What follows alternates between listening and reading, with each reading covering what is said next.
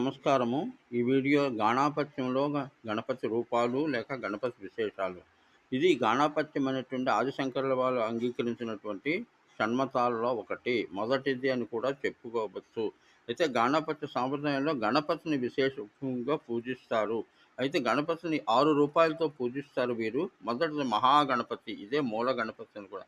తర్వాత హరిద్ర గణపతి, ఉచ్చిష్ట గణపతి. ఉచ్చిష్టము అంటే వెంటనే అని అర్థం. సత్వర గణపతి అనమాట.